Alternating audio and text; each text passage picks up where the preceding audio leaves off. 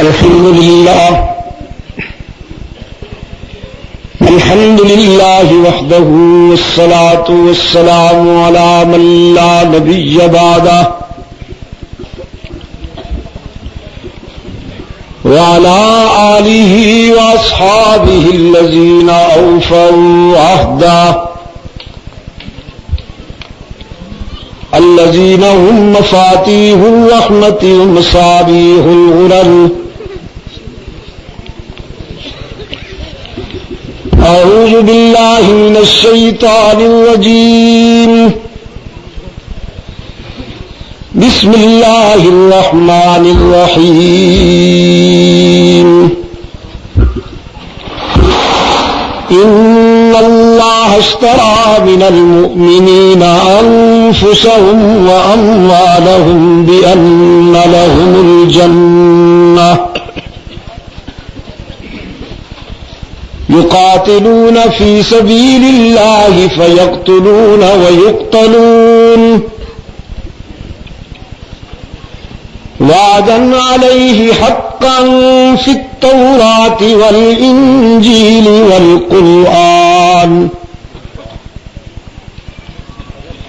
فمن أوفى بعهده من الله فاستبشروا ببيعكم الذي بايعتم به وذلك هو الفوز العظيم. صدق الله مولانا العظيم. وعن معاوية بن أبي سفيان رضي الله تعالى عنهما قال قال رسول الله صلى الله عليه وسلم من يرد الله به خيرا يفقهه في الدين. وصدق رسوله النبي الأمي الكريم ونحن على ذلك لمن الشاهدين والشاكرين والحمد لله رب العالمين.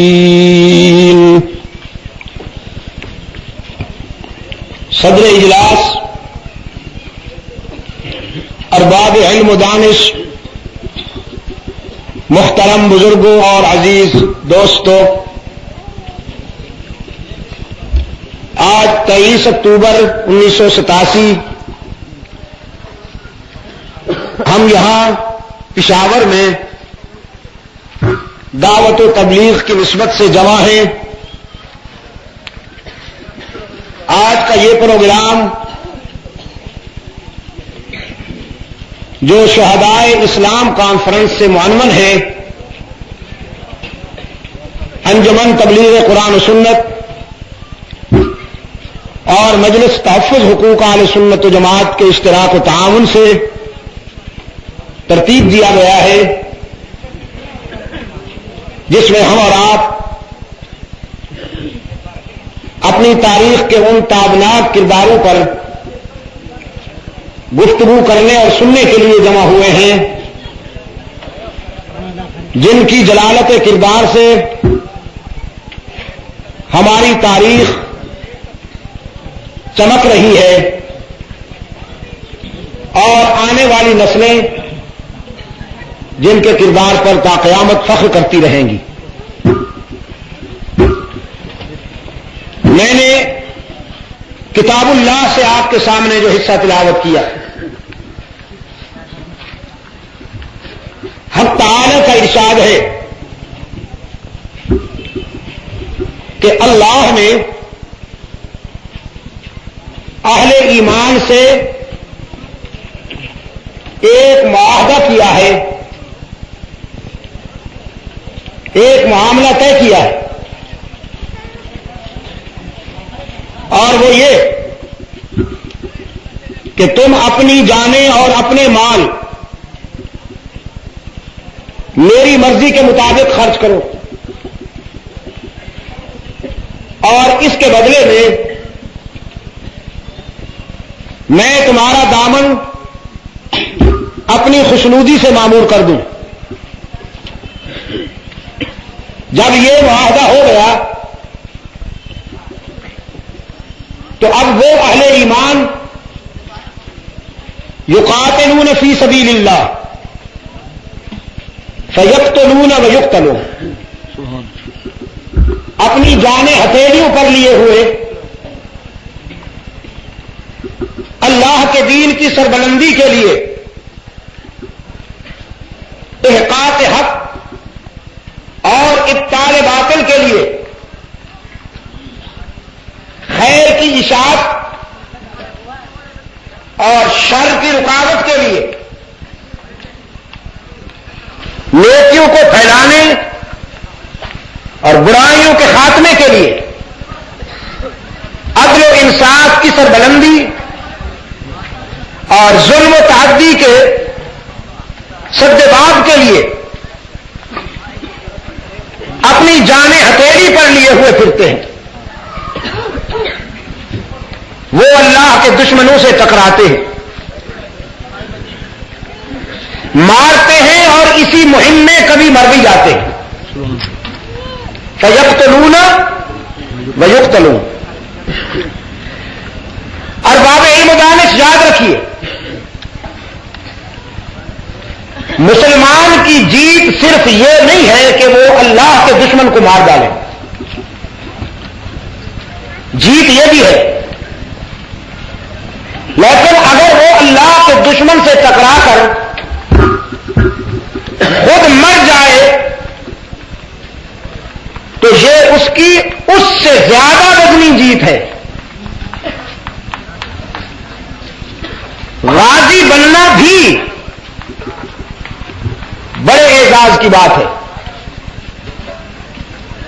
لیکن شہید ہونا اس سے کہیں زیادہ اعزاز ہے۔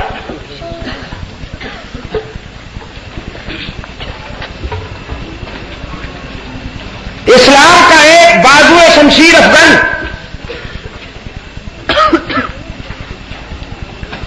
جس کو اللہ کے رسول نے سیف اللہ کا خطاب دیا کہ یہ روئے زمین پر اللہ کی چلتی پھرتی تلوار ہے، سیدنا خالد بن ولید رضی اللہ تعالی عنہ۔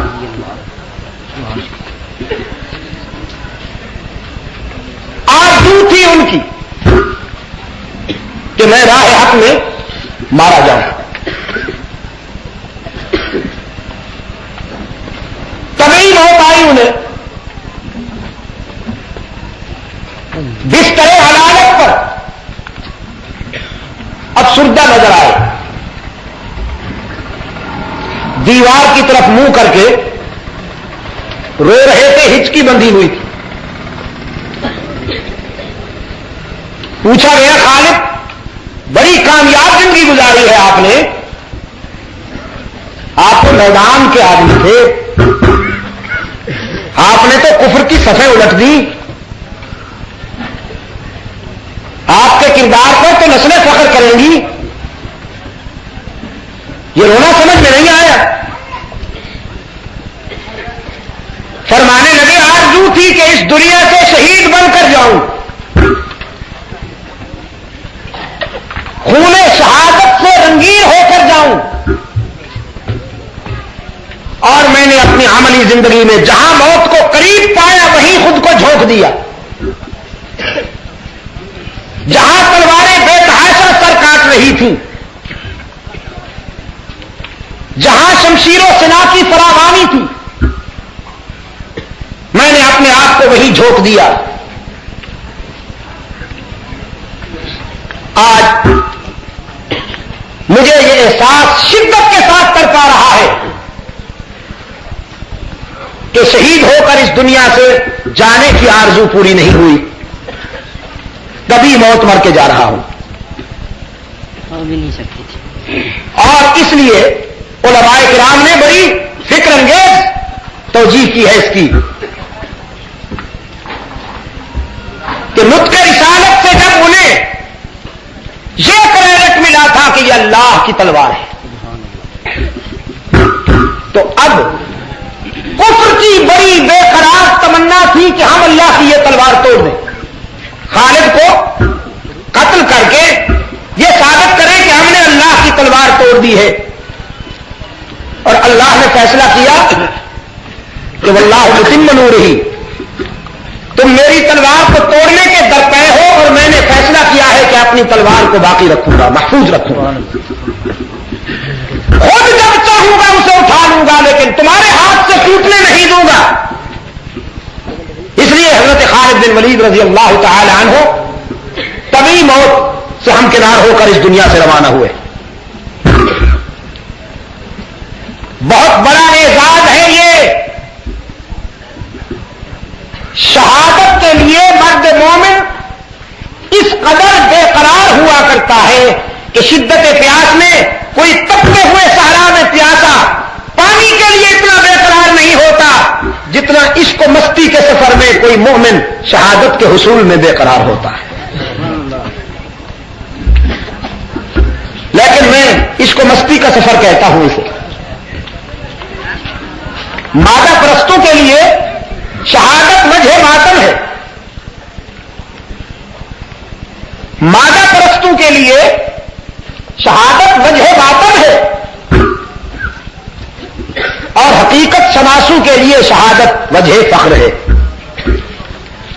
دارین کی سربلندی کے لیے ایک بہت بڑا اعزاز ہے، اور اصحاب رسول نے سب سے پہلے معاہدہ کیا اللہ سے، اپنی جانیں اور اپنی مال اللہ کے سپرد کرنے والے سب سے پہلے اصحاب رسول ہیں صلی اللہ علیہ وسلم رضوان اللہ علیہم اجمعین۔ انہوں نے اس معاہدے پر پورا اتر کے دکھایا۔ رحمت عالم صلی اللہ علیہ وسلم نے اپنی آقا کی تعلیمات کے زیر سایہ جو کردار تیار کیے، ان میں سے کا ایک ایک فرد قرآن کریم کی اس پیش کردہ کسوٹی پر پورا اترتا نظر آتا ہے۔ عورتیں، مرد، بچے، جوان، بوڑھے، آپ جسے دیکھیں گے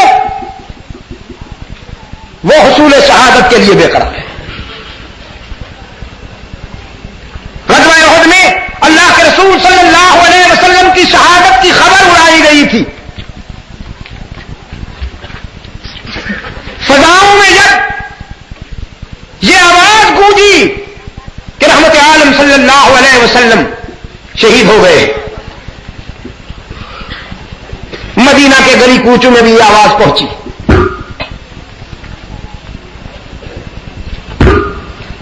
ضعفاء کے وہ کردار، بوڑھے، عورتیں، جنہیں اللہ کے رسول صلی اللہ علیہ وسلم نے پناہ گاہوں میں رہنے کے لیے حکم دیا تھا اور ہر وہ ضرب کی گراباری سے مستثنا کیا تھا، جب انہوں نے سنا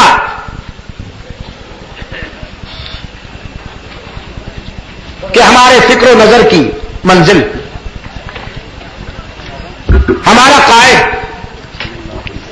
ہمارا مقتدا اور پیشوا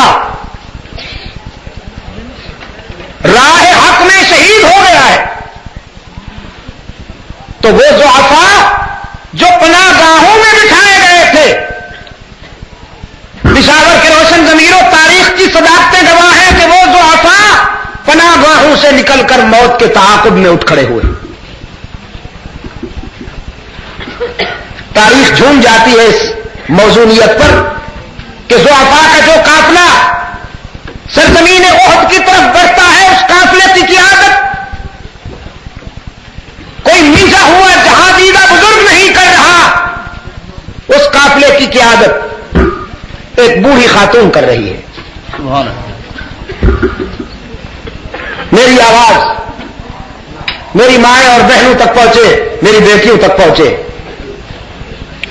میں نے رات بھی کہا تھا عظمتوں کے حصول میں جدوجہد کر کے دیکھو،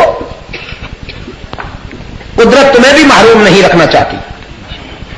اگر تم خود احساس کمتری میں مبتلا ہو کر ہاتھ پاؤں توڑ کر نہ بیٹھ جاؤ تو عظمتیں تمہاری بھی منتظر ہیں۔ ایک بوڑھی خاتون جس کا جسم تو ضعیف تھا لیکن جس کی روح اتنی پرشباب اور توانا تھی کہ پارے کی طرح بےتاب ہے اور بجلی کی طرح کودتی ہوئی چلی جا رہی ہے، رجز پڑتی ہوئی چلی جا رہی ہے، اس کو بستی میں جھومتی ہوئی چلی جا رہی ہے۔ احد میں پہنچی ہے تو کفر کی صفوں پر جھپٹی، توبانہ ہونے لگی کفر کی صفیں۔ رحمت عالم صلی اللہ علیہ وسلم نے بڑی چاہت کے ساتھ، بڑی راحت کے ساتھ یہ منظر دیکھا کہ ایک مسلم خاتون جسم کی بوڑھی تو بہادری کے ساتھ بڑھتی جا رہی ہے۔ دنیا کفر کے سنگ دلوں نے، دنیا کفر کے آدم خوروں نے بے تحاشا وار کیے اس بوڑھے جسم پر، ہر طرف سے تیر آئے، تلواریں پڑی، نیزے پڑے، اور ام عمارہ یہ سارے زخم سہتی ہوئی آگے بڑھتی چلی جا رہی ہے، سر سے پاؤں تک خون میں نہائی ہوئی ہے لیکن جذبہ بیدار ہے۔ اس کے بڑھتے ہوئے قدم دیکھ کر، اس کی شجاعت کا یہ انداز دیکھ کر اللہ کے رسول صلی اللہ علیہ وسلم کی زبان سے خراج تحسین ادا ہوا۔ فرمایا شاباش ام عمارہ، تیری بہادری پہ خدا عرش پہ اور اس کا رسول فرش پہ ناز کرتا ہے، شاباش آگے بڑھو۔ یہ آواز تو ام عمارہ کے لیے زندگی کا پیغام تھی۔ وہ تو یہ سن کے آئی تھی کہ رحمت عالم شہید ہو گئے۔ حضور کی آواز کانوں میں پڑی تو لپک کے دیکھا اس آواز کی طرف، نبوت مسکرا رہی تھی۔ فرمایا اللہ کے رسول آپ سلامت ہیں، مجھے تو نئی زندگی مل گئی۔ رحمت عالم صلی اللہ علیہ وسلم نے زخموں کی صورتحال کو دیکھا کہ گھائل ہو چکی ہے، دیر تک زندہ نہیں رہے گی۔ فرمایا ام عمارہ آج جو مانگنا چاہتی ہو مانگو، میرا رب تیرا دامن بھرنے کے لیے تیار ہے۔ یہ ہے نا بے لہم الجنہ، اس کا مفہوم یہی ہے۔ آج جو مانگنا چاہتی ہو مانگو، میرا رب تیرا دامن بھرنے کے لیے تیار ہے۔ جانتے ہو ام عمارہ نے کیا مانگا؟ ام عمارہ نے کہا اللہ کے رسول اگر رب میری بات ماننا چاہتا ہے تو پھر آرزو صرف ایک ہے کہ حشر میں تیرے قدموں میں اٹھائی جاؤں، سر ہو قدموں پہ تیرے اور قضا آ جائے۔ ایسے انجام سے بہتر کوئی انجام نہیں۔ عزیز دوستو یہ بوڑھی ہے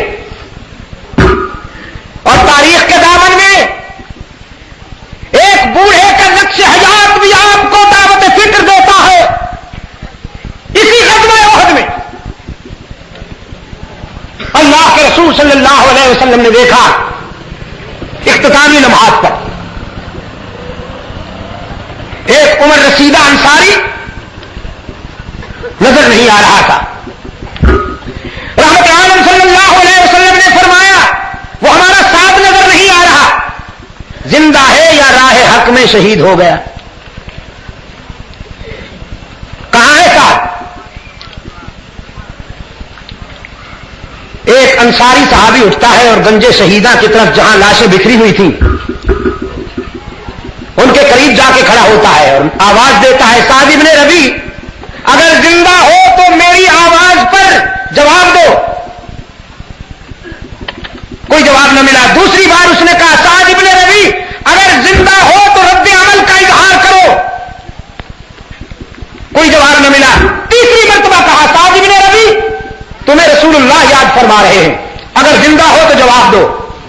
اب لاشوں میں سے ایک ہاتھ بلند ہوا کہ اور تو کسی کے لیے زندگی باقی نہیں، لیکن اللہ کے رسول نے یاد کیا ہے تو کچھ سانس باقی ہے، ان کے لیے زندہ ہوا بھی۔ اٹھے ہوئے ہاتھ کی طرف یہ صحابی دوڑتا ہے، انصاری دوڑتا ہے، جا کے دیکھا ابن ربیع زخموں میں ریزہ ریزہ ہے، جسم کا ایک ایک انگ ٹوٹا ہوا ہے۔ فرمایا ابن ربیع آج تیرے مقدر پہ ہر مسلمان رشک کر رہا ہے، اللہ کے رسول نے جس شفقت و محبت کے ساتھ تجھے یاد کیا ہے ہر صحابی کی آرزو تھی کہ اے کاش سعد بن ربیع کی جگہ ہم ہوتے اور ہمیں اللہ کا محبوب اس شفقت کے ساتھ یاد کرتا. تمہیں رحمت عالم یاد فرما رہے. سعد کہتا ہے دیکھ تو رہے ہو اے کاش میں چلنے کے قابل ہوتا تو اپنی شمع پر پروانہ وار پہنچتا. دیکھ رہے ہو کہ چل نہیں سکتا ہوں. جاؤ میرے آقا کو سلام کہہ دو اور عرض کر دو کہ ملاقات تو حشر میں ہوگی. میری طرف سے شکریہ ادا کر دو اللہ کے محبوب کا. جزاک اللہ محمد. ہم ہر جائی تھے تیری تعلیمات نے ہمیں یکجائی کر دیا. ہمارا سر در در پہ جھکتا تھا تیری تعلیمات نے ہمیں اللہ کے حضور سجدہ ریزی کا خوگر بنا دیا. ہم دنیا سے ڈرتے تھے موت سے ڈرتے تھے تو نے زندگی کا وہ طریقہ سکھایا کہ اب موت ہم سے ڈرتی ہے. ہم مجاور تھے تیری تعلیمات نے ہمیں مجاہد بنا دیا. اللہ کے رسول ہم آستانہ پرست تھے تو نے ہمیں خدا پرستی کا ذوق بخشا. اللہ آپ کو جزائے خیر عطا فرمائے دنیا میں بھی اور آخرت میں بھی. اور تم میری باتیں کیا سنتے کھڑے ہو؟ جلدی جاؤ. کوئی تیر کوئی تلوار کوئی نیزہ اللہ کے رسول تک نہ پہنچنے پائے. میری باتیں سننا اتنا ضروری نہیں ہے جتنا اللہ کی امانت کو سنبھالنا ضروری ہے. یہ انصاری دوڑتا ہوا رحمت عالم صلی اللہ علیہ وسلم کی خدمت میں آیا. سعد بن ربیع کے جذبات پہنچائے. رحمت عالم صلی اللہ علیہ وسلم سے عرض کیا اللہ کا محبوب وہ تو ریزہ ریزہ ہے چل نہیں سکتا. اس نے سلام بھی عرض کیے ہیں اور اس کے یہ جذبات بھی ہیں. رحمت عالم صلی اللہ علیہ وسلم کھڑے ہو گئے. فرمایا ساتھ نہیں چل سکتا تو اب مجھے ساتھ تک لے چلو. نبوت اپنے مجاہد کے پاس چل کے جائے گی. آسمان کی آنکھوں نے یہ منظر دیکھا. تاریخ کے دامن میں یہ منظر نوٹ ہوا. آنے والی نسلوں کے لیے یہ روشنی نشان منزل بتاتی رہے گی. رحمت عالم صلی اللہ علیہ وسلم اپنے جاں بلد مجاہد کے پاس چل کے آئے. سلام کہا لیکن سعد بن ربیع میں اب اتنی بھی سکت نہیں تھی کہ سلام کا جواب دے سکتے. رحمت عالم صلی اللہ علیہ وسلم سرہانے بیٹھ گئے. سعد کا سر اٹھا کر اپنی گود میں رکھ لیا. اللہ نے کرم کیا کہ سعد نے آنکھیں کھول دی. میں کہتا ہوں یہ اتنا بڑا صلہ ہے اتنا بڑا صلہ ہے کہ دنیا کی ساری دولت بھی اس کا مقابلہ نہیں کر سکتی. آج آنکھیں کھل گئی. سعد نے اپنے قائد کو دیکھا. رحمت عالم صلی اللہ علیہ وسلم نے اپنے شہید کو دیکھا. ان خاموش نگاہوں میں نہ معلوم کتنی پرجوش باتیں ہوئی. بولنے کے لیے زبان ہی تو نہیں نا, کبھی کبھی آنکھیں بھی بولتی ہیں. آنکھ بن جاتی ہے دل کی ترجمہ جب زبانیں تابع گویائی نہ ہو. اور اصل گفتگو ہی وہی ہے جو بے زبانی میں ہوتی رہے. لوگ کہتے ہیں تکلم میں فصاحت ہے. لوگ کہتے ہیں گفتگو میں بلاغت ہے. میں کہتا ہوں خاموشی میں بھی فصاحت و بلاغت ہوا کرتی ہے. کچھ لوگ چپ رہ کر بھی بلیغ ہوتے ہیں. جمال عبد الناصر کی بات بڑی یاد آتی ہے. میں نے اس دن ڈابیر میں بھی کہا, جامعہ اسلامیہ ڈابیر میں بھی میں نے یہ بات بتائی. غالباً جہانی ایوب خان کا دور تھا. جمال عبد الناصر جب آیا, شیخ العرب والعجم حضرت سید محمد یوسف بنوری نور اللہ مرقدہ وہ تشریف فرما تھے. اور جمال عبد الناصر نے ایک جملہ کہا. فرمانے لگے علماء کے علم کا اس وقت پتہ چلتا ہے جب وہ بولے. محمد یوسف ایسا عالم ہے کہ اس کی خاموشی سے بھی علم کے دریا بہتے نظر آتے. اس کے سکون سے فصاحت و بلاغت کے سامنے موجود نظر آتے. تو کبھی کبھی سکون بھی بڑا فصیح ہوتا ہے, کبھی کبھی خاموشی بھی بڑی بلیغ ہوتی ہے. خاموشی کی نگاہوں میں رضاکار اور قائد کے مابین نہ معلوم کیا کیا باتیں ہیں. پھر ہمیشہ کے لیے سعد کی آنکھیں بند ہونے لگی تو رحمت عالم صلی اللہ علیہ وسلم نے اپنے مقدس ہاتھوں سے اپنے مجاہد کی آنکھیں بند کی اور قرآن بولا. سلام علیکم بما صبرتم فنعم عقبی الدار. سلام علیکم بما صبرتم فنعم عقبی الدار. یہی وہ لوگ ہیں جو قرآن کریم کے اس ارشاد کا عملی مصداق نظر آتے ہیں. ان اللہ اشترى من المؤمنین انفسهم واموالهم بان لهم الجنہ. یہ جب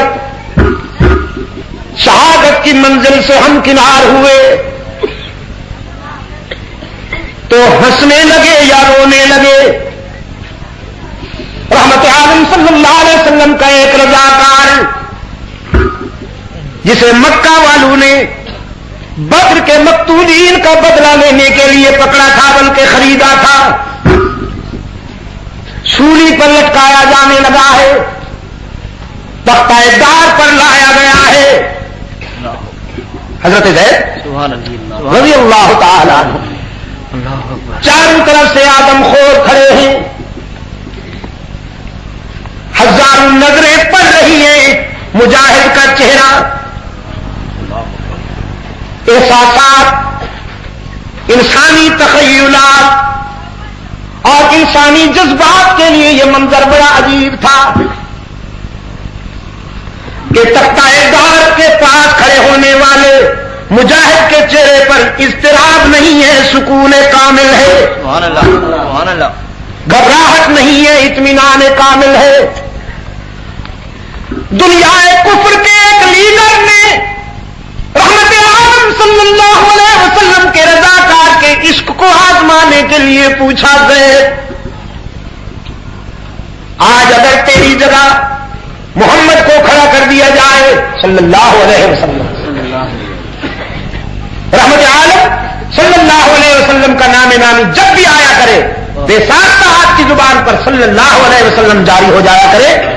باشعور اور زندہ قوموں کی طرح بیٹھا کرو، ایسے نہ بیٹھا کرو جیسے قبرستان میں پتھر کھڑے ہوتے ہیں، نہ نقل و حرکت ہے، نہ گفتگو ہے، نہ بول چال ہے، بس کھڑے ہوئے ہیں اور ان کے سامنے بولتے رہو. کسی صحابی کا نام آئے تو بے ساختہ آپ کی زبان پہ رضی اللہ تعالیٰ عنہ آ جائے، اونچی آواز سے اس لیے آ جائے کہ آپ کے پاس بیٹھنے والے کو اگر یاد نہیں تو اسے یاد دہانی ہو جائے، اسے ترغیب مل جائے. حضرت زید رضی اللہ اب یاد رکھو گے یا پھر بتانا پڑے گا؟ جزاکم اللہ، اللہ آپ کی مدد فرمائے. دنیا کفر کے ایک لیڈر نے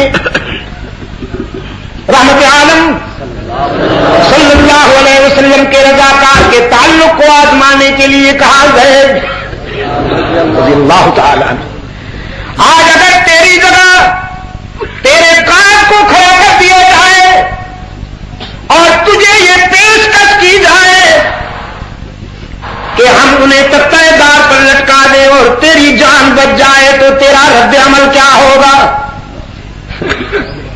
زید نے زخمی شیر کی طرح کروٹ لی، فرمانے لگے تختہ دار تو بڑی بات، تمہیں معلوم نہیں اس تعلق کی نزاکتیں.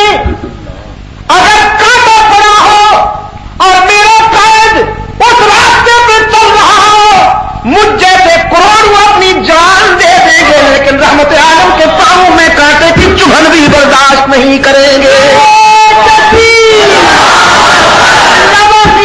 مجید ندیم شاہ صاحب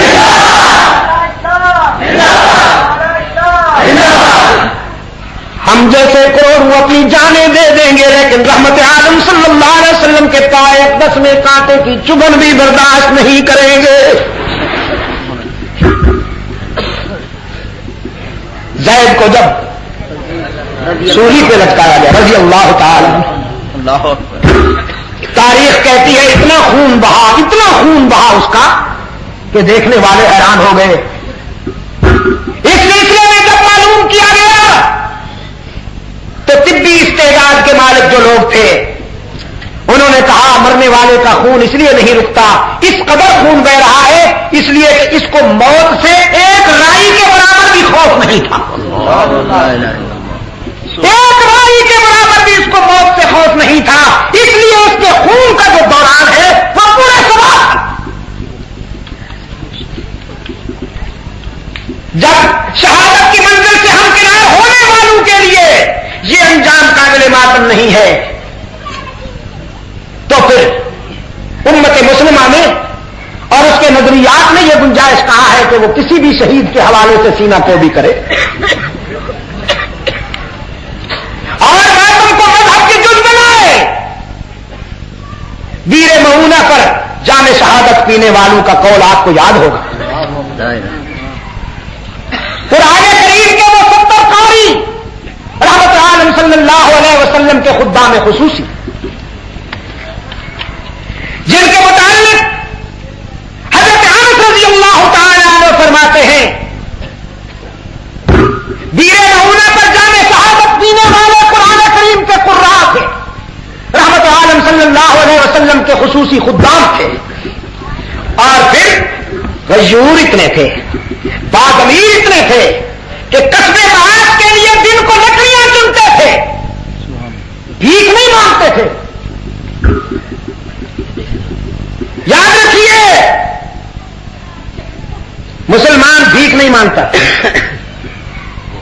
کمال تشنگی میں بھی دن کو لکڑیاں چنتے تھے. کانو یحتطبون بالنہار ویصلون فی اللیل، اور رات کو عادت بن کر جب مصلے پر کھڑے ہوتے تھے تو اللہ کے فرشتے ان کے سجدوں پہ رش کرتے تھے. ان کی عبادت اور عبادت پر اللہ کے فرشتے رش کرتے تھے. انہیں دعوت و تبلیغ کے مشن پر اللہ کے رسول صلی اللہ علیہ وسلم نے بھیجا تھا.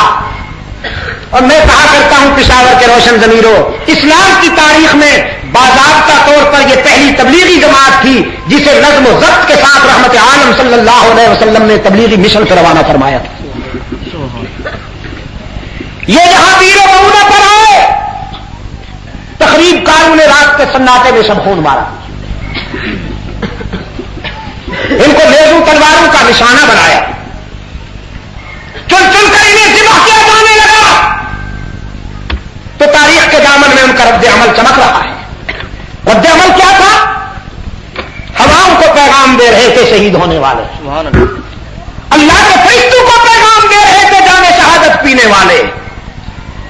فرمایا بلغوا عنا قومنا، سبحان اللہ سبحان اللہ، بلغوا عنا قومنا انا لقینا ربنا فرضی عنا وارضانا. اللہ کے فرشتوں، ہواؤں، ہمارا یہ پیغام ہماری برادری تک پہنچاؤ، ہمارے دینی بھائیوں تک ہمارا یہ پیغام پہنچاؤ. ہمارے قائد کو جا کر ہمارے یہ تاثرات سناؤ کہ انا لقینا ربنا. ہم نے بیر معونہ پر اپنے رب سے ملاقات کی. یہ ملاقات فیرنی کی پلیٹ والی نہیں،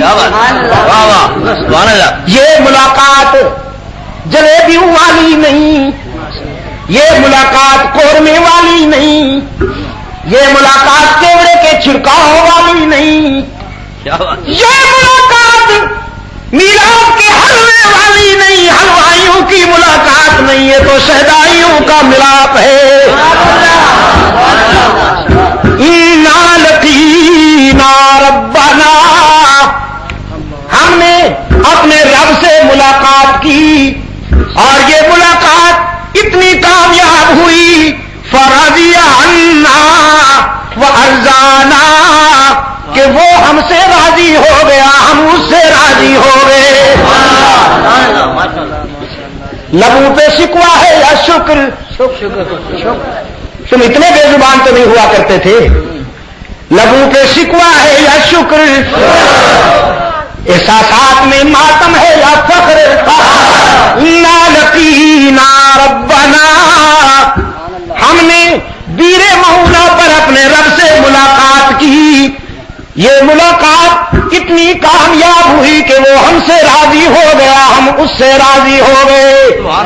ہم نے وفا میں کمی نہ آنے دی اور اس نے جزا میں کمی نہ آنے دی. ہم جانے ہتھیلیوں پر رکھ کے آئے تھے، اس نے از راہ کرم ہماری جان تعالیٰ کو شرف قبولیت سے نواز لیا، پذیرائی بخشی.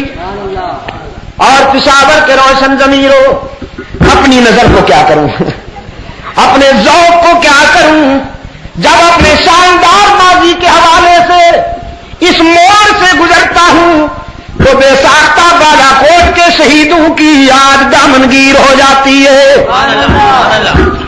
شاہ اسماعیل شہید یاد آ جاتے ہیں رحمت اللہ تعالی علیہ. اللہ ان لوگوں کو ہدایت عطا فرمائے جو چند ٹکوں کی عوض میں، چھوٹی چھوٹی لالچ میں اسلام کے ان جانباز مجاہدین پر زبان و تان دراز کر کے اپنی عاقبت خراب کر رہے ہیں. شاہ اسماعیل شہید رحمت اللہ تعالی علیہ،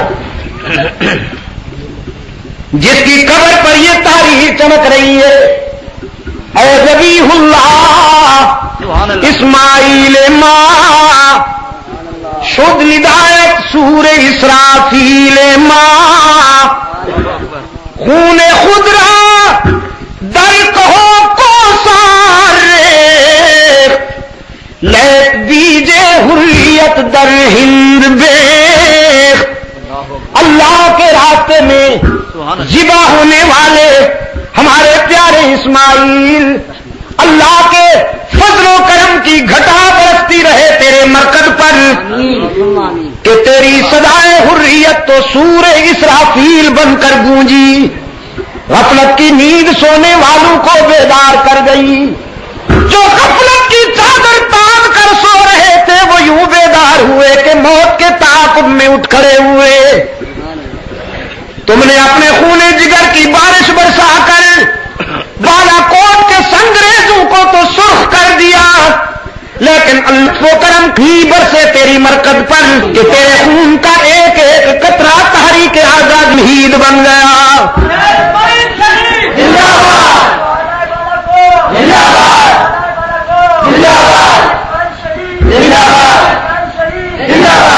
آج قطرے آزادی میں بیٹھ کر چونچلے کرنے والوں،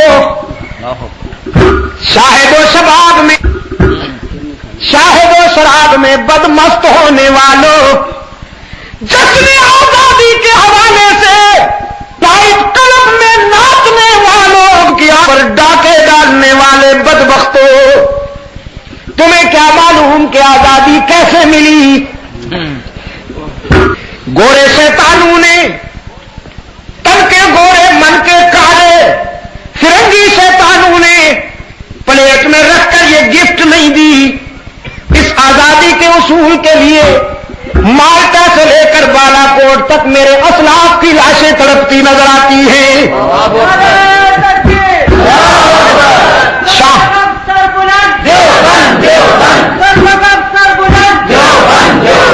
شامی سے بالا کوٹ تک ایثار و قربانی کی ایک منظم مربوط تاریخ نظر آتی ہے، اور انہیں کیا معلوم. لیکن عزیز نوجوانوں، دعوت فکر دیتا ہوں، جلتا ہے جن کا خون چراغوں میں رات بھر، جلتا ہے جن کا خون چراغوں میں رات بھر، ان غمزدوں سے پوچھ کبھی قیمت سحر. اور یہ جو ہیرو بنے پھرتے ہیں، اجارہ دار بنے پھرتے ہیں تاریخ آزادی کے، چمن سے اب جو تعلق ہیں جوڑنے والے یہی ہیں خون رگے گل نچوڑنے والے. ان کی تاریخ بڑی طویل ہے مہربانیوں کی. آج بھی ان کی مہربانیاں یہ ہیں کہ انہوں نے جبہ پوش، فتویٰ فروش، ضمیر فروشوں کا ایک لشکر خریدا ہے ان مجاہدین کی کردار کشی کے لیے. جبہ دستار کی آڑ میں مسند ارشاد پر دین اور مذہب کے حوالے سے وہ لوگ آ کر یہ ثابت کرنے کی کوشش کرتے ہیں کہ اسماعیل شہید تو گستاخ رسول تھا، محمود حسن گستاخ رسول تھا، محمد گستاخ رسول تھا، عطا اللہ شاہ بخاری گستاخ رسول تھا، جنہوں نے اپنی زندگی اور رحمت عالم صلی اللہ علیہ وسلم کے ناموس کی حفاظت میں گوا دی، جنہوں نے زندگی کا ایک ایک سانس اسلام کی سربلندی کے لیے دیا، جنہوں نے بڑے صغیر میں تاریخ آزادی کے تیور اپنے ایثار اور قربانی سے جلالی بنائے، جنہوں نے دین کے لیے مار کھائی، ان کو حلوائیوں نے گستاخ ثابت کیا، اور جن کی لائف ہسٹری ڈائننگ روم سے شروع ہو کر ڈائننگ روم پہ فنش ہوتی ہے، یہ عاشق کہلائے۔ دل کا ادھر قسمت اندیزہ، دل کا ادھر قسمت اندیزہ، ان کی قربانیاں کیا ہے، ان کا کنٹریبیوشن کیا ہے؟ کبھی 11ویں کے نام پہ کھائیں گے، کبھی 40ویں کے نام پہ، کبھی جمعرات کے نام پہ، کبھی تیجے کے نام پہ، کبھی کنڈے، ابھی بتایا کہ چوڑیاں بنائی گئی بیچ کے،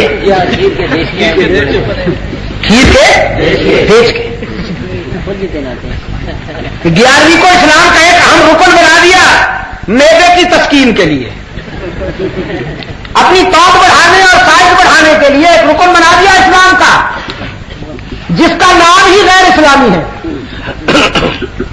اسلامی گرامر میں، عربی گرامر میں بات ہوتا ہی نہیں، چوری پکڑی جاتی ہے، ٹائٹل ہی غیر اسلامی، کونگا، دال بھی عربی گرامر میں نشتا،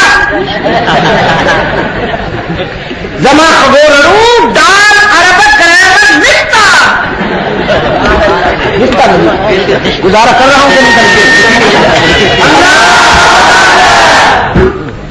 دال ہے عربی گرامر میں نہیں ہے، تو ہے جس سے پراٹھا بنتا ہے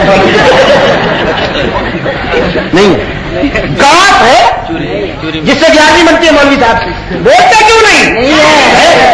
چے ہے جس سے چوری کا کھال ملتا ہے مولوی صاحب۔ مولوی صاحب تیرا تو تعارف کروایا ہی ہے اسلامی ہے، اب میں کیا کروں؟ دامن یار خدا ڈھانپ لے پردہ تیرا، دامن یار خدا ڈھانپ لے پردہ تیرا، پوریا چیزاں نہیں پھر دے نا، تا کر کے مدینے تمہیں غیر کوئی نہیں دینا، سچا مال لے کے آؤ، ہاں کھوتے سکے نہیں پھر دے نا، کھڑا مال لے کے آؤ تاکہ حرمین میں تمہیں پذیرائی ملے۔ ایمان پرکھا جاتا ہے مدینہ میں، رحمت عالم صلی اللہ علیہ وسلم کے شہر میں، سمجھے نا؟ جیسے جھوٹا سونا آگ میں جل جاتا ہے، جھوٹا سونا، حاجی وزیر زیادہ سن رہا ہے نا، تیزاب میں آگ میں بھی داخل ہو جاتا ہوگا، جب تیزاب میں، اچھا آگ میں نہیں، جزاک اللہ آپ نے اصلاح کر دی۔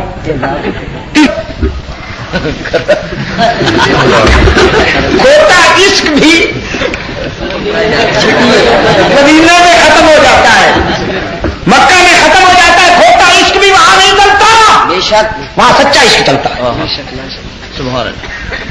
عرب غضبناک پھرتے ہیں، بے قرار پھرتے ہیں، کبھی برمنگھم میں چیخ نکلتی ہے، کبھی کوپن ہیگن میں چیخ نکلتی ہے، کبھی اٹلی میں جا کر چیختے ہیں، کبھی جانسبرگ میں چیخ نکلتی ہے، وہاں ریگولیشن پاس ہوتے ہیں کہ حرمین شریفین چکے وہابیوں کے قبضے میں ہے، وہ شاپ کے قبضے میں آنا چاہیے۔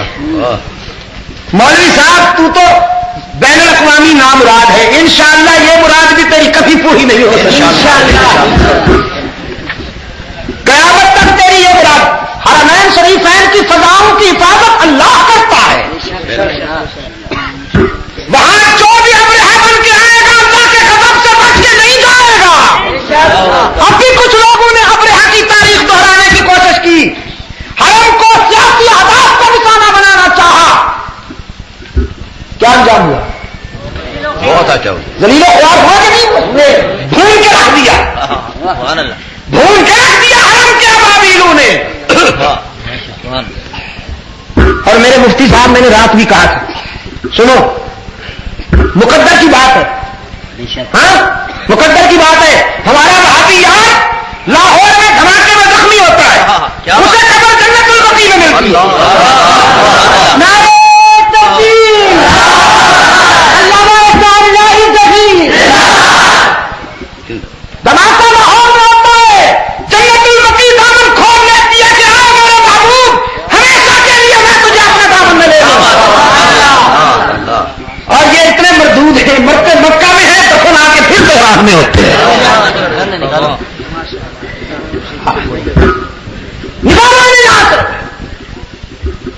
کیوں جو گھوڑے کے آگے جھکے نیچے سے گھوڑے نیچے سے گزرے گھوڑے سے مرادیں مانگے جو لکڑی کے بنائے ہوئے مجسمے کو مشکل کشا سمجھے اسے وہاں جگہ ملے گی میں نے آج دن کو بھی کہا جمعہ کے استعمال قرآن پاک نے فرمایا انما المشرکون نجس انما المشرکون نجس فلا يقربوا المسجد الحرام بعد عامهم هذا شرک کرنے والے غلاظت ہیں نجاست ہیں تم اپنے گھروں میں غلاظت برداشت نہیں کرتے تو رب العالمین بھی اپنے گھر میں غلاظت برداشت نہیں کرتا حق تعالیٰ نے پابندی لگائی ان غلیظ ڈھانچوں پر غلیظ ڈھانچوں پر اوپر سے تو جبے اور اندر سے شرک کی غلاظت چاندی میں لپٹی ہوئی گوبر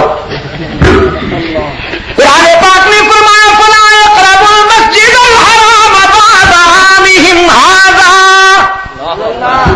آج کے بعد ان کا داخلہ بند کل بھی بند آج بھی بند اور قیامت تک ان کا داخلہ بند رہے گا جب تک توحید میں وفا نہیں کریں گے حرمین میں ان کا داخلہ بند ہی بند رہے گا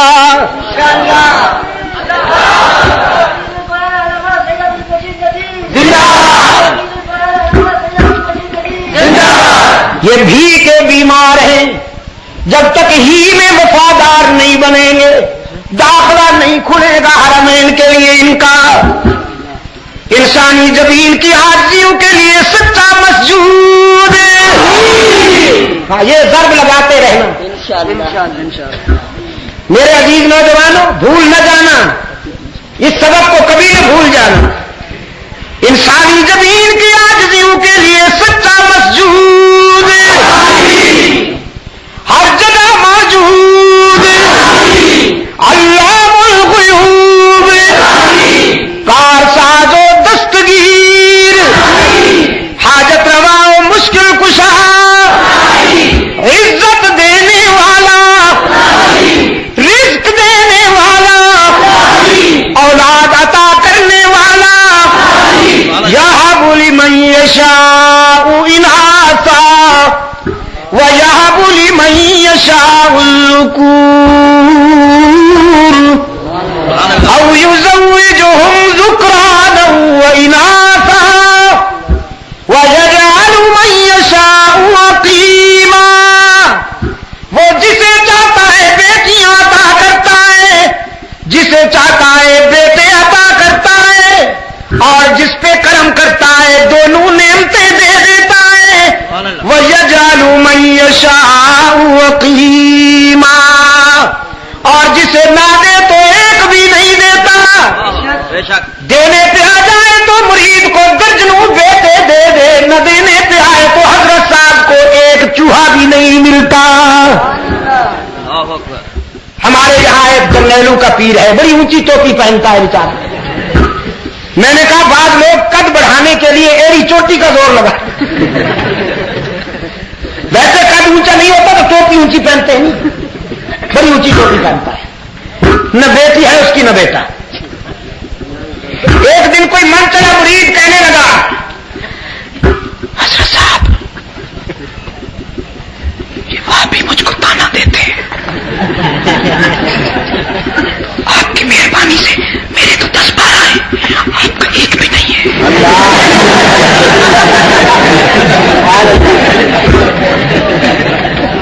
حضرت صاحب کیا کروں میں؟ جینے نہیں دیتے مجھے یہ بات، کہتے تیرے پیر کا ایک بھی نہیں۔ حضرت صاحب ایکشن میں آ گئے، کہنے لگے بچے بزرگوں کے معاملات میں دخل نہیں دیا کرتے۔ اس نے کہا جی بے شک نہیں دیا کرتے، لیکن اب تو میں پوچھ بیٹھا ہوں، اب تو بتاؤ۔ حضرت صاحب کہنے لگے اللہ تعالیٰ سب کو اولاد دیتا ہے کہ نہیں دیتا؟ اس نے کہا دیتا ہے۔ ساری کائنات کو اللہ تعالیٰ اولاد دیتا ہے کہ نہیں؟ اس نے کہا دیتا ہے۔ پھر اللہ کا بھی کوئی بیٹا یا بیٹی ہے؟ اس نے کہا نہیں ہے۔ کہنے لگا تو پھر مجھ سے کیوں پوچھتے ہو؟ اس نے کہا یہ تو پتہ ہی آپ چلا ہے کہ آپ بھی وہی ہیں، مجھے تو آج تک پتہ ہی نہیں تھا، آپ انکشاف ہو گیا تو آئندہ نہیں پوچھوں گا، میرے چھوٹے خدا آئندہ نہیں پوچھوں گا۔ اولاد عطا کرنے والا کون ہے؟ بیماریاں دور کرنے والا کون ہے؟ رزق عطا کرنے والا کون ہے؟ نفع پہنچانے والا کون ہے؟ نقصان سے بچانے والا کون ہے؟ یمسسک اللہ بضر فلا کاشف له الا هو وإن يردك بخير فلا رب العالمین نے فرمایا میرے محبوب اگر میں آپ کو خیر سے ہمکنار کر دوں تو دنیا کی کوئی طاقت تجھے نقصان نہیں پہنچا سکتی، اور اگر میں آزمائش میں ڈال دوں تو دنیا کی کوئی طاقت تجھے نہیں بچا سکتی۔ نبیوں کو آزمائشوں سے بچانے والا کون ہے؟ حضرت یونس کو رب العالمین نے اپنے فضل و کرم سے آزمائش سے نجات دی۔ ساتھ ہی قرآن پاک نے یہ بھی فرما دیا لولا انہ کان من المسبحین للبث فی بطنہ الی یوم یبعثون۔ اگر میرا پیغمبر یونس امتحان و آزمائش کے اس موڑ پر مجھے نہ پکارتا، یونس کی زبان پر میرا نام نہ آتا تو قیامت تک مچھلی کے پیٹ میں رہتا۔ رب العالمین نے فرمایا میرے سوا یونس کا دستگیر کوئی نہیں تھا۔ یونس کی مدد کرنے والا کون ہے؟ قادر یا عبد القادر۔ آدم کا مشکل کشا کون ہے؟ قادر یا عبد القادر۔ یعقوب کا حاجت روا کون ہے؟ رحمان یا عبد الرحمان۔ رحمت عالم صلی اللہ علیہ وسلم کا مشکل کشا کون ہے؟ اللہ ہی، اس میں وفا کرتے رہنا۔ یہی پیغام ہے بدر کے شہیدوں کا، یہی پیغام ہے احد کے شہیدوں کا، اور یہی پیغام ہے بالا کوٹ کے شہیدوں کا۔ ہرجائیوں نے بدر والوں کو بھی معاف نہیں کیا، احد والوں کو بھی معاف نہیں کیا، بالا کوٹ والوں کو بھی معاف نہیں کیا۔ اور میں ایک جملہ کہا کرتا ہوں، پشاور کے روشن ضمیروں یاد رکھنا، جو عظیم ہوگا وہ مظلوم ضرور ہوگا، جو عظیم ہوگا وہ مظلوم ضرور ہوگا، جو مظلوم نہیں وہ عظیم نہیں۔ قانون فطرت ہے، حق تعالیٰ جسے عظیم بناتے ہیں اسے مظلومیت کے مرحلوں سے ضرور گزارتے ہیں۔ میرے اسلاف کی تاریخ بھی یہی ہے، عظمت کا یہ عالم ہے۔ اقبال شاہ انور کاشمیری رحمت اللہ تعالی علیہ کے متعلق فرمایا کرتے تھے اسلام کی سچائی کی ایک دلیل یہ کہ سمجھ نہ ہوتا تو شاہ انور کاشمیری رحمت اللہ علیہ جیسے علماء کبھی اس کو تسلیم نہ کرتے۔ جانتے ہو نا شاہ انور کاشمیری کو رحمت اللہ تعالی علیہ؟ دارالعلوم دیوبند کے ساتھ کتب خانے کے سامنے ایک مرتبہ کھڑے تھے، تو موضوعات تفسیر، حدیث، سیرت اور تاریخ پر مختلف موضوعات پر مختلف زبانوں میں جو کتابوں کی تعداد ہے ایک اندازے کے مطابق 4.25 لاکھ کتابیں ہیں دارالعلوم، جو عالمی سطح پر اپنا ایک معیار رکھتے ہیں۔ شاہ انور کاشمیری رحمت اللہ تعالی علیہ اس کتب خانے کے سامنے کھڑے تھے، فرمانے لگے خدا نخواستہ اگر کوئی ایسی آگ لگے کہ کتابیں جل جائیں، خدا نخواستہ کوئی ایسا سیلاب آئے کہ کتابوں کا یہ ذخیرہ بہ جائے تو خطرے کی کوئی بات نہیں، اندیشے کی کوئی بات نہیں، جو علم ان کتابوں میں ہے اس علم کی روح اللہ نے اس بندہ ناچیز کے سینے میں محفوظ رکھا.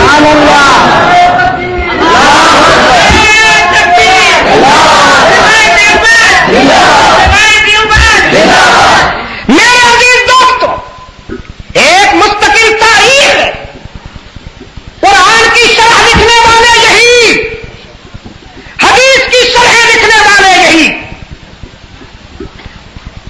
عرب کے حضرات باوجود اس کے کہ عربی ان کی مادری زبان ہے، لیکن قرآن و حدیث کو سمجھنے کے لیے ان علماء کے سامنے آ کے بیٹھتے رہے.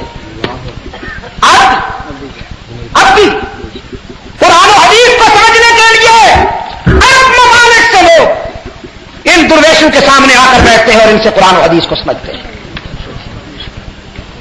اور آج گالیاں دے رہے ہیں وہ جن کی گفتگو کا مدار ہی شیخ چلی کے لطائف اور میر کی غزلیں ہیں، جو میراث اکبری کی نعتیں پڑھ پڑھ کے گزارا کرتے ہیں، گلا بجا بجا کر ترنم کے بل بوتے پر جو نمبر بناتے ہیں ان کو کھلی چھٹی دی گئی ہے کہ وہ گالیاں دے شاہ اسماعیل شہید کو، وہ گالیاں دے محمد الیاس کو، وہ گالیاں دے حسین احمد مدنی کو رحمت اللہ تعالی علیہ. ہائے بڑے فقیر کی تاریخ آزادی کے یہ وہ کردار ہیں جو انگریز کی آنکھوں کا کانٹا تھے اور انگریز کی آنکھوں کا کانٹا ہے. آج بھی جن کا نام سن کر فرنگی جنس لڑک اٹھتی ہے، لڑک اٹھتی ہے جن کا نام سن کر فرنگی جنس. یہ ہے راہ حق میں جانے دینے والے، راہ حق میں جانے دینے والے. کراچی کے کھانے پینا حال کے درو دیوار آج بھی گواہ ہے. اللہ نے شاید اس لیے ابھی تک اس کو باقی رکھا ہوا ہے. انگریز جج کی عدالت میں محمد علی جوہر، شوکت علی اور بڑے فقیر کے بڑے نامور قائدین اور لیڈروں کی موجودگی میں دارالعلوم دیوبند کا ایک تلمیذ رشید اور بڑے فقیر کے مسلمانوں کا ایک تابناک کردار سید مدنی رحمت اللہ تعالی علیہ انگریز کی عدالت میں ملزم بن کر کھڑے ہوئے ہیں. انگریز کہتا ہے حسین احمد فلاں جلسے میں تم نے یہ فتویٰ دیا کہ برطانوی فوج میں شامل ہونا حرام ہے، اور تم جانتے ہو کہ یہ تقریر باغیانہ ہے. اچھا میرے اسلاف نے اس قسم کے فتوے دیے کہ برطانوی فوج میں بھرتی ہونا حرام ہے، حرام ہے. اور میرے مہربانوں نے کون سے فتوے دیے؟ انہوں نے فتوے دیے ہیں کہ دیوبندی سے ہاتھ ملایا جائے تو نکاح ٹوٹ جاتا ہے. ان کے فتووں کی پرواز ملاحظہ فرمائی. ایک مولوی صاحب نے جمعہ کی تقریر میں خوب پسینہ بہایا، پورا زور لگایا، یہ ایسے ہیں، یہ ایسے ہیں، یہ گستاخ ہیں، یہ فلاں ہیں، یہ رسول کے دشمن ہیں، یہ فلاں ہیں. ان سے ہاتھ ملانا اور ان کے سلام کا جواب دینا جو ہے وہ نکاح ٹوٹ جاتا ہے، لوگوں کو ڈرانے کے لیے کہ اور تو کسی بات سے یہ باز نہیں آئیں گے. جب یہ کہوں گا کہ نکاح ٹوٹ جاتا ہے تو خانہ بربادی سے ڈریں گے. ہمارے لوگ بھی بڑے ہوشیار ہوتے ہیں. ایک آدمی صبح سویرے مولوی صاحب کے پاس پہنچ گیا، السلام علیکم. مولوی صاحب نے کہا وعلیکم السلام. کیسے ملائیں گے حضرت؟ کہا ٹھیک ہوں، ہاتھ ملائے. آپ نے کل بڑی اچھی تقریر کی مولانا، آپ نے فرمایا کہ یہ ان لوگوں سے ہاتھ ملانا اور ان کے سلام کے جواب دینے سے نکاح ٹوٹ جاتا ہے. اس نے کہا بالکل. ان کا پھر بندہ ناچیز تو علماء دیوبند کا خادم ہے، میرے سلام کا جواب بھی دیا، ہاتھ بھی ملایا، تو اب آپ سے تو فارغ ہو گئی، ان کے حوالے کر دی.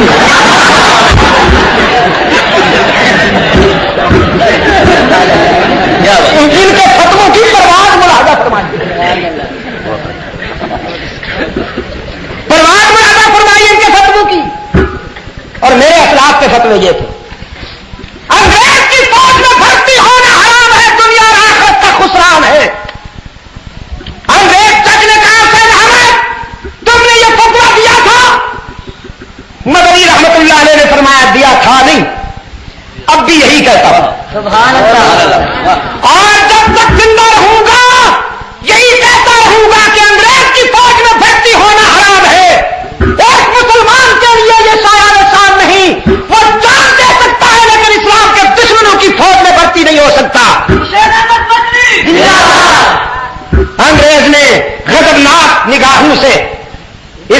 کو دیکھا، کہنے لگا جانتے ہو اس کی کیا سزا ہے؟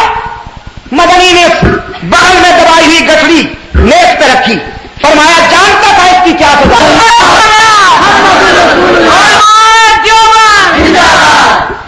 اس لیے قسم دیوبند سے ساتھ لایا ہوں۔ انگریز جب کہتا ہے حسین احمد ہم جسے سزائے موت دیا کرتے ہیں اس کی تکفین کا انتظام سرکار کیا کرتی ہے۔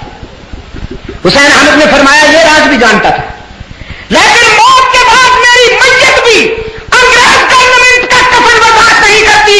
میں نہیں چاہتا کہ موت کے بعد میں انگریز گورنمنٹ کا کفن پہن کر عالم برزخ کو روانہ ہوں، چاہتا ہوں کہ اپنے گھر کا کفن پہن کر محمد عربی کی بارگاہ رحمت میں حاضری دوں، اللہ کی بارگاہ جلالت میں حاضری دے کر یہ کہوں کہ تمہارے دین کی سربلندی کے لیے جان دے کے آیا ہوں، کفن بھی انگریز کا نہیں اپنا پہن کر آیا ہوں۔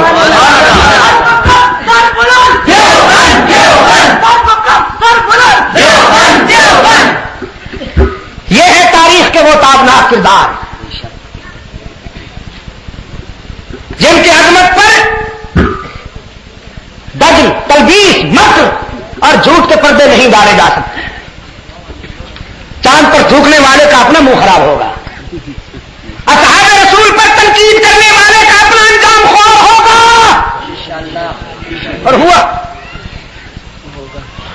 اصحاب رسول پر تنقید کے بستر چلانے والے کا اپنا انجام خراب ہوگا، اور بڑے صغیر کے ان تحریک آزادی کے متوالوں کی کردار کشی کرنے والوں کا بھی اپنا انجام خراب ہوگا۔ لیکن مجھے افسوس ہے کہ اس قسم کے لوگوں کو کھلی چھٹی دی جاتی ہے، ان کے لیے راستے ہموار کیے جاتے ہیں۔ ربیع الاول آ رہا ہے نا، سیزن ہے، سیزن کھانے کمانے کا سیزن آ رہا ہے جی، جھنڈیاں لہرائیں گی، ہار پہنے جائیں گے، گتکا بازی ہوگی۔ 12 ربیع الاول کو رسول اکرم صلی اللہ علیہ وسلم کی وفات کا دن ہے، 12 وفات ہے نا، جانتے ہو 12 ربیع الاول کو مدینے میں کیا تھا؟ ہر آنکھ اس کے بعد، اور سیدہ فاطمہ فرما رہی تھی صبت علیہ مصائب لو انہا، صبت علیہ مصائب لو انہا صبت علی الایام سرنا لیالیا۔ میرے ابا کی وفات سے میرے دل پر اتنے صدمے ٹوٹے کہ اگر وہ صدمے دوپہر کو چمکتے ہوئے سورج پر ڈالے جائے تو اندھیرے میں بدل جائے، روشنی سرد ہو جائے اس کی۔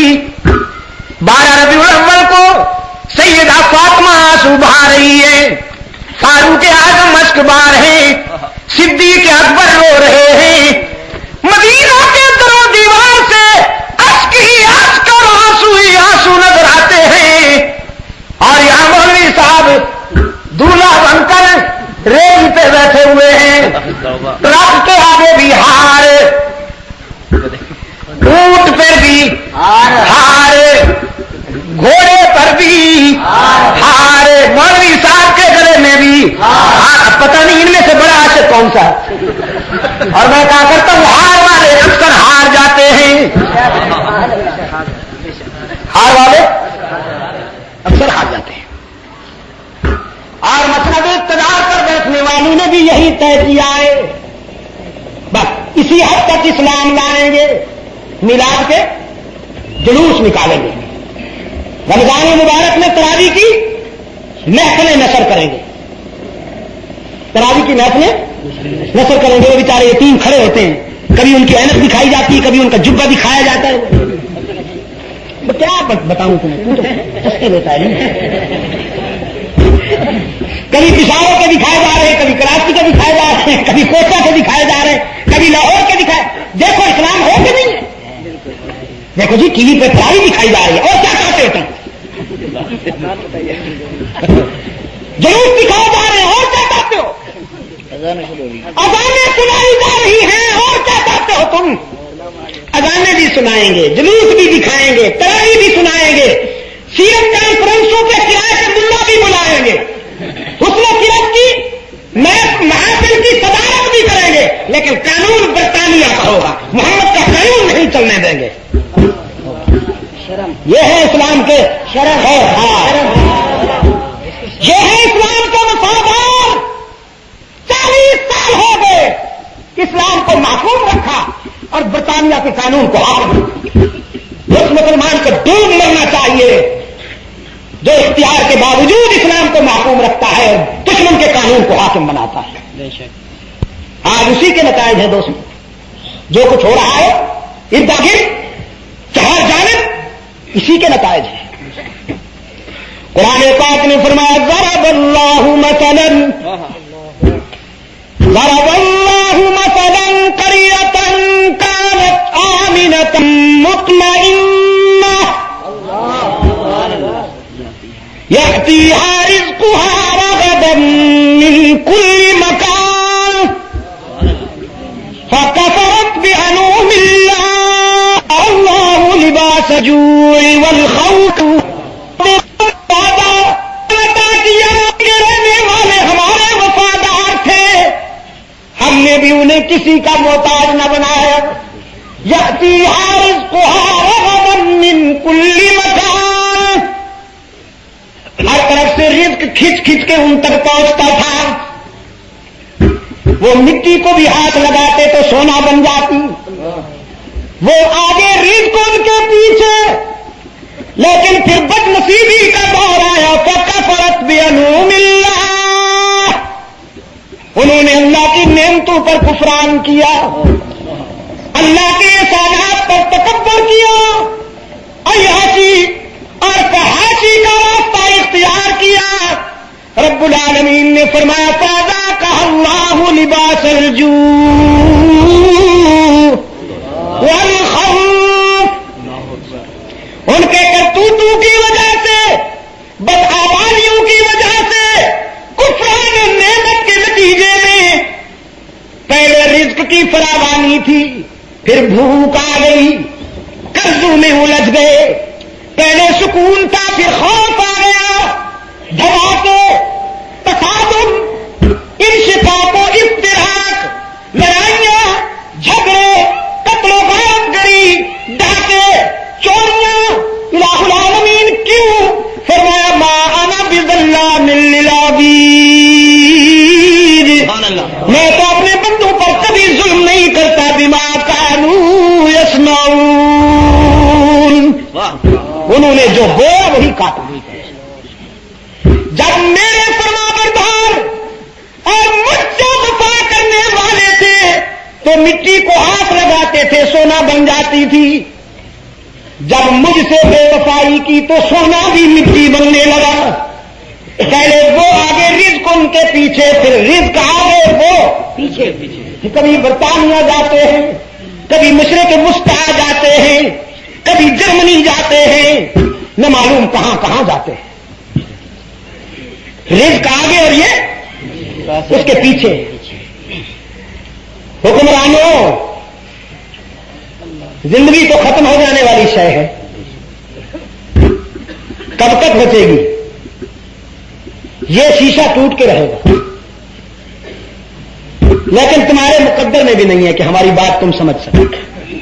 ہماری بات تم سمجھ بھی نہیں سکو گے. لا علاج ہے. یہ ہے کاش کہ انہوں نے جو کچھ کہا ہے اس کا 20واں حصہ کر کے دکھا دیتے. 20واں تو کیا 50واں حصہ کر کے دکھا دیتے. اسلام کل بھی مظلوم تھا، اسلام آج بھی مظلوم ہے.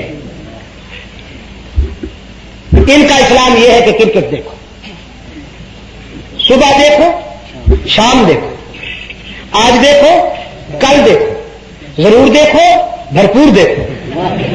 کرکٹ دیکھو، دنیا بھی سمجھ جائے گی، آخرت بھی سمجھ جائے گی. اور میں نے پہلے بھی کہا تھا، اب پھر کہتا ہوں میرے عزیز نوجوانوں، یہ کھیل نہیں ہے، یہ تمہیں تباہ کرنے کی سازش ہے. زنا کو عام کرنے کا سلو پوائزن ہے، سلو پوائزن. بے حیائی پھیلانے کے لیے میٹھا زہر ہے جو ہر گھر میں پھیلایا جا رہا ہے. ویسے انڈیا ہمارا دشمن ہے، ویسے ہمارا انڈیا دشمن ہے، لیکن اس کے ہندو کھلاڑی جب گیند اٹھا کر آگے پیچھے رگڑتے ہیں تو اس کو ٹی وی، پاکستان کا ٹی وی ضرور دکھاتا ہے، اس لیے کہ یہ منظر اتنا ایمان افروز ہے، اس کو نہ دیکھا تو کیا دیکھا۔ اور میں نے رات بھی کہا تھا، اب بھی اپنی عاقبت سنبھالنے کے لیے کہتا ہوں، کیونکہ اس پہ اب جوا لگتا ہے۔ پاکستان میں بھی اس پر شرطیں لگتی ہیں، ایک طرف سے کہا جاتا ہے فلاں پارٹی جیتے گی، دوسری طرف سے کہا جاتا ہے فلاں پارٹی جیتے گی، 10,000 20,000 50,000 تک اس پر شرطیں لگتی ہیں۔ کراچی میں لاکھوں روپے تک شرطیں لگتی ہیں، اور اب چونکہ اس پر شرطیں لگ رہی ہیں تو یہ میسر ہو گیا ہے، انما الخمر والمیسر، اب اس کا دیکھنا حرام ہے۔ میں کیا کہوں اس باپ کو جو ٹی وی کھول کر خود بھی دیکھتا ہے اور اپنی بیٹی کو بھی دکھاتا ہے وہ منظر۔ اس بھائی کی غیرت پر کیا میں تبصرہ کروں جو خود بھی دیکھتا ہے اور اپنی بہن کو بھی دکھاتا ہے، اور وہ شوہر تو ماشاءاللہ وہ تو بہت ہی سینئر ہے، جو خود بھی دیکھتا ہے اور اپنی بیوی کو بھی دکھاتا ہے۔ بیوی جب وہ گیند رگڑتا ہوا دیکھتی ہے تو غور سے دیکھتی ہے کہ تو بھی بیٹھا ہے ہڈیوں کا ڈھانچہ، مرد ہے تو ایسے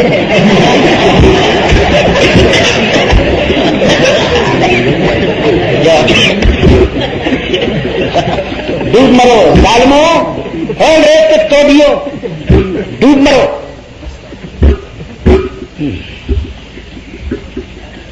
ایک سابق وزیر تھا،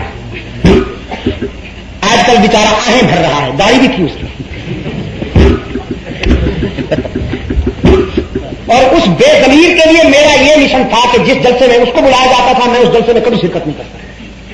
دیکھو نا، ایک عام آدمی ہے بیچارہ، چلو اس نے دنیا پرستی کا راستہ اختیار کر لیا ہے اس کی، لیکن ایک دین کے حوالے سے داڑھی رکھی ہوئی ہے، مولوی بھی کہلاتا، اور بے ضمیری کا راستہ اختیار کرتا ہے، اس کی اور میری کبھی نہیں بنائی، کیا بات، اس کی اور میری کبھی نہیں بنائی۔ وہ اکثر کہا کرتا تھا شاہ صاحب قرآن سے اچھا پڑھتے ہیں، شاہ صاحب تقریر بھی بڑی اچھی کرتے ہیں لیکن گالیاں دیتے ہیں۔ تم جو جھک مارتے پھرو وہ سب ٹھیک ہو، اور اگر ہم تمہیں آگاہ کریں تو یہ راستہ ہلاکت کا، اس سے بعد آ جاؤ تو اس کا نام گالی ہے۔ یہ جو کچھ دکھایا جا رہا ہے میں آپ کو پوچھتا ہوں، اس سے بڑی گالی کوئی ہو سکتی ہے؟ کرکٹ کے حوالے سے بے حیائی کے جو مناظر اس قوم کی بہو بیٹیوں کو دکھائے جا رہے ہیں، اس سے بڑی گالی کیا ہو سکتی ہے؟ پوچھنے کی بھی کوئی ضرورت نہیں قوم سے، کوئی ضرورت نہیں قوم سے پوچھنے کی کہ ہم کرکٹ دکھائیں تو نہیں یا نہ دکھائیں، کیونکہ یہ تو متفقہ بات ہے، اس پر تو کسی کو اختلاف ہی نہیں۔ اختلاف ہے تو اسلام کے بارے میں ہے، شریعت آئے یا نہ آئے اس کے لیے اسمبلی میں بھی بحث ہوتی ہے، سینٹ میں بھی بحث ہوتی ہے، اور بھی پتہ نہیں کیا کیا مرحلے طے کیے جاتے ہیں، آئے یا نہ آئے، اور پھر بڑے آرام سے کہتے ہیں جی ہم کیا کریں، اس پر تنازعات ہیں، لوگ متفق نہیں ہیں، ہم ان کی شریعت لائیں کہ ان کی شریعت لائیں کہ ان کی شریعت لائیں، ہم کس کا اسلام لائیں؟ خود تنازعات پیدا کیے، خود لڑائیاں پیدا کی، اسلامی نظام کا راستہ روکنے کے لیے، یہ بہانہ تلاش کرنے کے لیے کہ جب ہم سے یہ بات کہی جائے تو ہم یہ کہیں کہ صاحب ہم ان کا اسلام لائیں کہ ان کا اسلام لائیں کہ ان کا اسلام لائیں۔ تم ہی قاتل، تم ہی مخبر اور تم ہی منصف کہنے تو اقربا میرے کریں خون کا دعویٰ کس کا؟ سعودی عرب میں یہ جھگڑے ہیں، جدہ سے ریاض تک، الخبر سے مدینہ تک، طائف سے دمام تک، پورے سعودی عرب میں چلے جائیے، ایک ہی اذان ہر مسجد میں سنائی دے گی۔ یا اذان میں کوئی ملاوٹ کی ہے تم نے؟ کر سکتے ہیں وہ؟ کیوں؟ اس لیے کہ حکمرانوں کی پالیسی یہ ہے کہ مذہب کو کھیل نہیں بننے دیا جائے گا، مذہب کو پالیسی فال نہیں بننے دیا جائے گا۔ سعودی عرب میں اذان میں ملاوٹ ہوئی؟ کلمے میں ہوئی؟ وہاں کوئی اصحاب رسول کے خلاف زبان درازی کر سکتا ہے؟ وہاں پر کوئی اصحاب رسول کے خلاف کتابیں لکھ سکتا ہے؟ وہاں کوئی صرف اپنی بات کی دکان چمکا سکتا ہے؟ نہیں چمکا سکتا، اس لیے کہ حکمرانوں کی پالیسی ہے، مذہب کو کھلونا نہیں بننے دیا جائے گا۔ اور یہاں اسلام کے ہاتھ پاؤں باندھ کر درندے چھوڑ دیے گئے، کوئی ادھر سے نوچتا ہے، کوئی ادھر سے نوچتا ہے، کوئی صحابہ رسول کے خلاف لکھتا ہے، کوئی اہل بیت کے خلاف لکھتا ہے، کوئی ختم نبوت کا انکار کرتا ہے، کوئی حدیث کی حجیت کا انکار کرتا ہے، کوئی نماز نہ معلوم کیا کیا مصیبتیں ہیں. کوئی اذان میں ملاوٹ کر رہا ہے, کوئی کلمے میں ملاوٹ کر رہا ہے, کسی نے اپنی مرضی کا درود و سلام اٹھا لیا ہے. ایک درد سر ہے جس میں پوری قوم مبتلا ہے. اور ہم یہ ہیں جناب کہ اصل مہربان کو پہچانتے نہیں اور آپس میں لڑ رہے ہیں. اصل مہربان کو پہچاننے کی ضرورت ہے. میرے عزیز دوستوں میں معذرت چاہتا ہوں, ادھر ادھر چلا گیا. بڑے صغیر میں ایثار اور قربانی کی تاریخ مرتب کرنے والے آنے والی نسلوں کے لیے بھی ان کا کردار قابل فخر رہے گا. شہداء قدیم ہوں یا جدید, ہر شہید کا انجام قوم کے لیے زندگی کا پیغام لاتا ہے.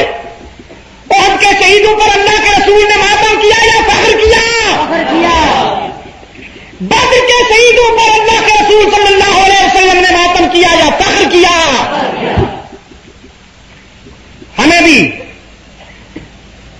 اپنے شہیدوں پر ماتم کرنا چاہیے یا فخر کرنا چاہیے؟ قرآن پاک نے فرمایا لا تحسبن الذین قتلوا فی سبیل اللہ امواتا. پہلے کہا لا تقولوا لمن يقتل فی سبیل اللہ اموات.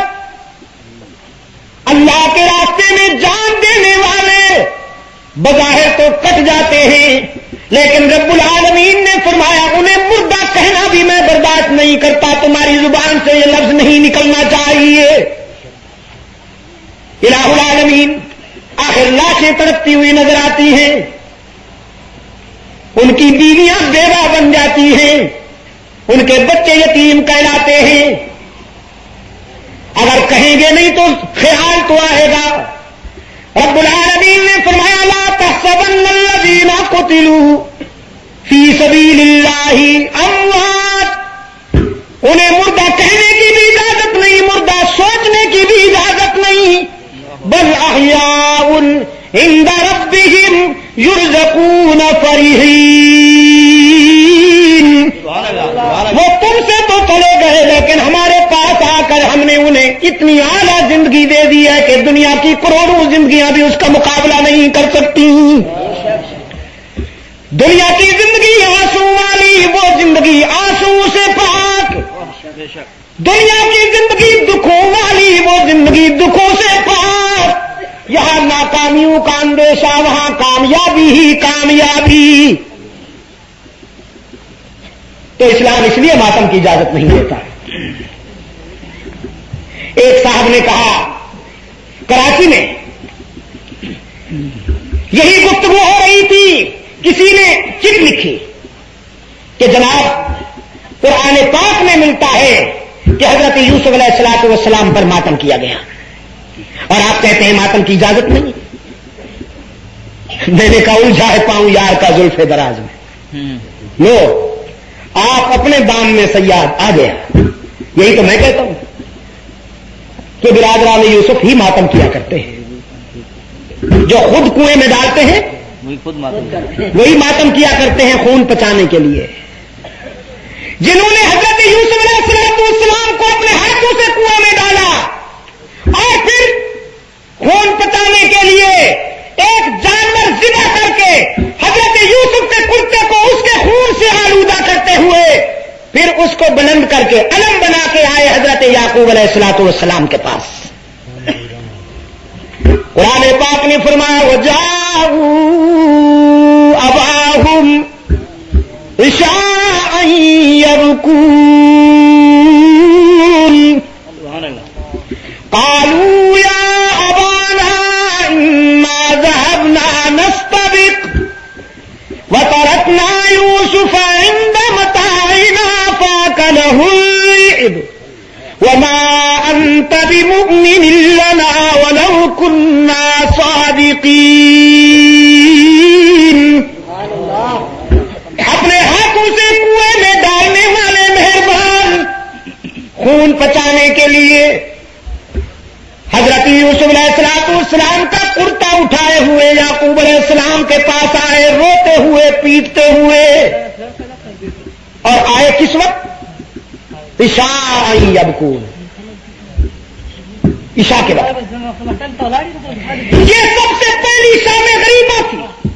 سب سے پہلی شام غریبہ تھی جو کسی مظلوم کا خون بچانے کے لیے بنائی گئی ہے، اور یہ برادران یوسف نے اس کا آغاز کیا۔ حضرت یعقوب علیہ السلام کے پاس آ کر انہوں نے اپنی معصومیت بیان کی، کہنے لگے جناب ہم تو بالکل بے گناہ ہیں۔ یعقوب علیہ السلام کے سامنے ساری آرٹیفیشل سٹوری سنائی۔ یوسف کو لے گئے، جنگل میں بٹھایا، سامان کی رکھوالی کے لیے انہیں ہم نے متعین کیا، ہم ادھر ادھر ہو گئے، بھیڑیا آیا ہمارے بھائی کو کھا گیا، اور ٹھہریے ذرا غم نے جوش مارا ہے، سینہ کوٹا، کاروائی ڈالی، اور کہنے لگے ما انت بمؤمن لنا ولو كنا صادقین، اندیشہ یہ ہے کہ آپ ہماری بات پر اطمینان نہیں کریں گے، ہماری بات پر یقین نہیں آئے گا، لیکن ہم بڑے سچے لوگ ہیں اور یوسف کے خیر خواہ ہیں، جھوٹ تو نہیں بولتے۔ یہ کرتا لائے ہیں، دیکھیے وہی کرتا ہے کہ نہیں۔ یعقوب علیہ السلام نے کرتا دیکھا، کہنے لگے جی یہ خون بھی وہی ہے، ٹھہریے ذرا، پھر ہم نے جوش مارا، پھر کاروائی ڈالی۔ یعقوب علیہ السلام نے کرتا دیکھا، الٹ کر پلٹ کر فرمانے لگے بڑا کوئی پڑھا لکھا بھیڑیا تھا، کوئی آکسفورڈ کا تعلیم یافتہ تھا، یا قوم کا آیت اللہ تھا، میرے بیٹے کو تو کھا گیا لیکن کرتے پہ ایک دانت بھی نہیں لگنے دیا، وہ چیرنا پھاڑنا بھول گئے۔ دروغ گورا حافظہ نہ باشد، دروغ گورا حافظہ نہ باشد، خون تو لگایا لیکن اسے چیرنا پھاڑنا بھول گئے، بالکل ٹھیک ٹھاک صرف خون لگا ہوا۔ یعقوب علیہ السلام نے فرمایا بڑا کوئی سمجھدار بھیڑیا تھا، انٹیلیجنٹ تھا، نہیں کوئی بارک اللہ تھا یا آیت اللہ تھا، بیٹے کو تو کھا گیا لیکن کرتے پر ایک بھی دانت نہیں لگنے پایا۔ بل سولت لکم انفسکم امرا، سمجھ گیا ہوں، سارا منصوبہ سمجھ میں آ گیا، لیکن فرمایا اس دردناک خبر کو سننے کے باوجود، تمہاری ساری کہانی سننے کے باوجود، اپنے بیٹے کی جدائی کے غم کے باوجود، میں تمہارے ساتھ ماتم میں اور سینہ کوبی میں شریک نہیں بنوں گا۔ فصبر جمیل،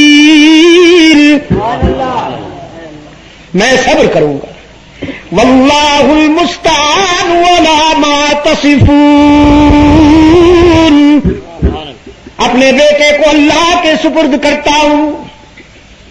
پشاور کے روشن ضمیروں، دیکھا آپ نے قرآن کریم کے آئینے میں آپ کو منظر صاف نظر آیا، ماتم کون کیا کرتے ہیں؟ برادران یوسف، اپنا جرم چھپانے کے لیے سینہ کو بھی کرتے ہیں اور ماتم، اور قرآن پاک نے فرمایا مظلوم کبھی ماتم نہیں کرتے، مظلوموں کا شیوا صبر رہا ہے۔ خنجر بردار جلوس، چھریاں اٹھا کر سڑکوں پر آنے والے یہ ملک و ملت کے خیر خواہ نہیں ہو سکتے۔